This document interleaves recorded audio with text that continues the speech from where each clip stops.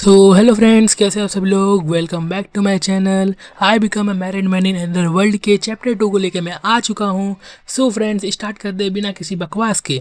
इस एपिसोड की स्टार्टिंग हमें एक दिन पहले का दिखाया जाता है, जहाँ पे हमें घर में उन दोनों लड़कियों को दिखाया जाता है जिन्हें हम पिछले एपिसोड में भी देख चुके हैं। वो दोनों लड़कियाँ बैठ के खाना खा रहे होते हैं। तभी अपनी बड़ी लड़की छोटी लड़कियों को अपना सामान देने लगती है खाने के लिए। छोटी लड़की बोलती है, नहीं, अगर मैं ये खा लूँगी तो तुम क्या खाओगे।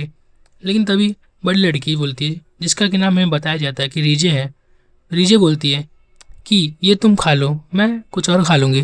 तभी छोटी लड़की बोलती है, नहीं, अगर मुझे भूख लगी है तो इसका मतलब तुम भी भूखी हो, तुम भी कुछ नहीं खाए हो। और ये बोल के छोटी लड़की वापस से उसकी कटोरी उसकी तरफ कर देती है। ये देख के रीजे बहुत खुश होती है और बोलती है, ठीक है, हम लोग साथ में खाना खाते हैं। लेकिन तभी उनके दरवाजे पे कोई नॉक करता है और ये देख के वो लोग बहुत ज़्यादा घबरा जाते हैं। और तभी वो पर्सन बाहर से बोलता है, दरवाज़ा खोलने की ज़रूरत नहीं है, मैं विलेज चीफ बोल रहा हूँ। और विलेज चीफ बाहर से बोलता है, मेरी बात को ध्यान से सुनो, आज की कौंसिल मीटिंग के बाद हमने यह तय किया है कि कल जो सोल्जर्स अपने साथ आदमी लेके आएंगे वही तुम्हारा हस्बैंड होगा। और ये सब सुनते हुए रिजी बहुत ज़्यादा शॉक हो रही होती है। आगे विलेज चीफ बोलता है, एक बार डिसीजन फाइनल हो जाएगा उसके बाद कल तुम्हें फिर से माउंटेन्स में जाना पड़ेगा उसके साथ। इतना होने के बाद विलेज चीफ वहाँ से जाने लगता है और रिजे से बोल के जाता है, कल सोल्जर्स का स्वागत करने के लिए तुम्हें नीचे आना होगा और कुछ अपने साथ फूड भी लेके आना। विलेज चीफ के वहाँ जाने के बाद रिजे बहुत ज़्यादा डरी होती है और सोच रही होती है, मुझे नहीं लगा था कि ये डिसीजन इतनी जल्दी ले लिया जाएगा।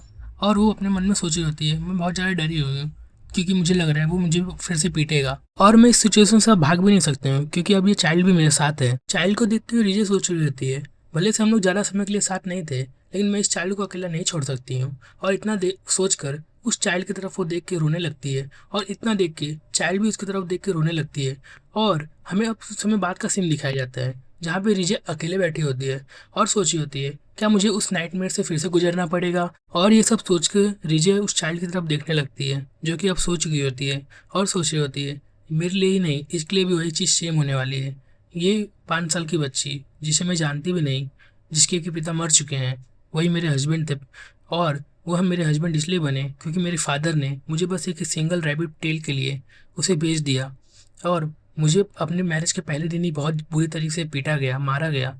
इसीलिए नहीं कि मैंने कोई गलती की थी, बल्कि इसीलिए कि मुझे वहाँ आने में थोड़ा सा लेट हो गया था। लेकिन ये तो बस शुरुआत थी।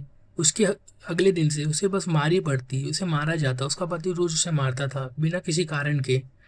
लेकिन वो अकेली थी, उसके पास कोई नहीं था उसके सहारा देने के लिए। लेकिन तभी एक एंजेलिक चाइल्ड, वही छोटी बच्ची 5 साल की जिसका कि कोई नेम भी नहीं था, वो मेरे पास आई और मेरे को अप्रोच की, मेरे को सहारा दी।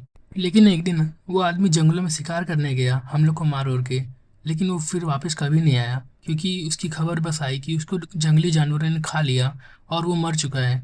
और ये न्यूज़ सुनने के बाद मुझे बहुत ज़्यादा रिलीफ फील हुआ क्योंकि अब मुझे कोई मारने वाला नहीं था। लेकिन थोड़ा देर बाद मुझे एहसास भी हुआ कि बिना हस्बैंड के एक औरत बस एक शिप की तरह है जो कि जंगलों में अकेली है। यहाँ से सीन शिफ्ट होता है और हमारा सीन प्रेजेंट में आ जाता है जहाँ पे कि विलेज चीफ ने बोला था रिजे को कि अगले दिन सोल्जर्स एक गुलाम लेके आएंगे और वही तुम्हारा हस्बैंड होगा, इसलिए तुम्हें अब फूड लेके उसके स्वागत के लिए आना होगा। और रिजे अपने चाइल्ड के साथ वहाँ पे आ जाती है। तभी चाइल्ड पिंजरे की तरफ इशारा करती है और बोलती है, वो कौन है। और इतना बोल के रिजे और वो चाइल्ड एक साथ अपने एमसी की तरफ बढ़ने लगते हैं। अभी रिजे अपने एमसी को देखती है जो कि चम्मच से अपनी जान निकालने वाला होता है। और ये देख के रिजे को बहुत डर लगने लगता है और उसे अपनी पास्ट मेमोरी याद आने लगती है जहाँ पे कि उसका हस्बैंड उसे रोज मारा करता था, ये बोल के कि तुम किसी काम की नहीं हो, तुमने मेरी ज़िंदगी खराब कर दी है। तभी रिजे अपने ख्यालों से बाहर आती है और अपने साथ जो ब्रेड लाई होती है उसे हिम्मत के साथ आगे बढ़ते हुए अपने एमसी को जाके देती है। लेकिन तभी विलेज चीफ आ जाते हैं और विलेज चीफ आते हुए बोलते हैं, क्या वो आ गए। रिजे बोलती है, हाँ। तभी विलेज चीफ रिजे के पास आ जाते हैं और उसे खाना ले लेते हैं और रिजे को बोलते हैं, तुम जाओ विलेज में, मैं सोल्जर का स्वागत करने जा रहा हूँ। तभी रिजे अपने बच्चे को लेके जाने लगती है।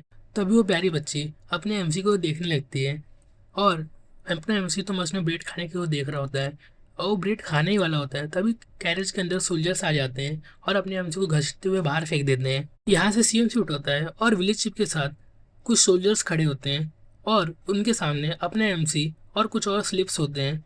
और विलेज चीफ बोलता है, चलो शुरू करो। अपने विलेज चीफ के इतने कहते ही वो 2 सोल्जर्स आगे बढ़ते हैं और उन 2 स्लेव्स को हाथों पे कट लगा देते हैं और उनके खून से एक कॉन्ट्रैक्ट साइन कराते हैं। और ये सब देख के अपने एमसी शॉक हो रहा होता है और सोच रहा होता है ये किस तरीके की दुनिया है। लेकिन तभी वो सोल्जर्स अपने विलेज चीफ के कानों में कुछ कहता है और जो हमें बताया नहीं जाता है। तभी विलेज चीफ अपने एमसी की तरफ बढ़ते हैं और उसे देखने लगते हैं। विलेज चीफ को अपने ओर देखता हुआ देख अपना एमसी भी उसे देखने लगता है। लेकिन यहाँ से अपना शिप शूट होता है और अपना विलेज के अंदर का सीन दिखाया जाता है, जहाँ पे कि अपनी रीजे और वो लड़की बैठे होते हैं जिनके सामने एक और औरत होती है और बोल रही होती है ये लो, ये कुछ खाना है जिसे तुम अपने साथ लेके जा सकती हो और विलेज तुम्हें कुछ समय के लिए खाना प्रोवाइड करेगा। लेकिन भूलना मत कि तुम्हारा जो फ्यूचर हस्बैंड है उसे अपनी लैंग्वेज नहीं आती है, इसीलिए तुम्हें ये सब खाने का पैसा भी देना होगा, इसलिए भूलना मत। रिजे से बात करते हुए औरत आगे बोलती है कि तुम्हारे पिछले हस्बैंड को कोई भी पसंद नहीं करता था, उसे बस इसलिए विलेज में रखा गया था क्योंकि वो माउंटेन को जाके हंट करे और मॉन्स्टर से विलेज को प्रोटेक्ट करे। बट वो सच में बहुत ज़्यादा बेकार इंसान था, इसलिए तुम्हें घबराने की ज़रूरत नहीं है। जो तुम्हारा न्यू हस्बैंड है वो बहुत ज़्यादा अच्छा होने वाला है, क्योंकि हमने उसे एग्जामिन किया है, उसके हाथ को अच्छे से देखा है। उसके हाथ को देखने के बाद ऐसा लग रहा है कि उसने कभी इससे पहले कोई बुरा काम नहीं किया है। इसीलिए मुझे लग रहा है कि ये हस्बैंड तुम्हारे पिछले हस्बैंड से बहुत ज़्यादा अच्छा होने वाला है और ये तुम्हारी लाइफ को चेंज कर सकता है। उस औरत की बात सुनने के बाद रिजे बोलती है कि मुझे ये सब नहीं चाहिए, मुझे तो बस इतना चाहिए कि वो आदमी मेरे ऊपर वायलेंट ना हो और हम दोनों को बस शांति से एक जगह घर के कोने में पड़े रहने दे, इतना भी मेरे लिए बहुत होगा। और रिजे ये बात उस बच्ची को देख के बोल रही होती है। लेकिन तभी डोर पे नॉक होता है और विलेज चीफ अंदर आते हैं, बोलते कि ये मैं हूँ और बोलते हैं कि मैं तुम्हारे हस्बैंड को लेके आ चुका हूँ। तभी रिजे बोलती है क्या मेरा हस्बैंड? और तभी विलेज चीफ उसे अंदर बुलाते हैं।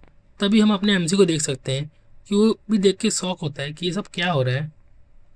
वहीं पे हमें रिजे को दिखाया जाता है जो कि अपने एमसी को देख के बहुत ज़्यादा शौक हो रही होती है और सोच रही थी ये तो वही पर्सन है जिसे कि मैंने खाना दिया था। लेकिन वो अपने एमसी को देख के बहुत ज़्यादा डर रही होती है और सोच रही थी ये तो बहुत ज़्यादा बड़ा है, मैंने अपनी पूरी ज़िंदगी में इतने बड़े इंसान को कभी नहीं देखा है। वहीं पे अपने एमसी भी सोच रहा होता है ये वुमेन, इसे तो मैं देखा हूँ, ये तो वही वुमेन है जिसने मुझे खाना दिया था, लेकिन ये इतना काँप क्यों रही है, इतना डरी हुई क्यों लग रही है।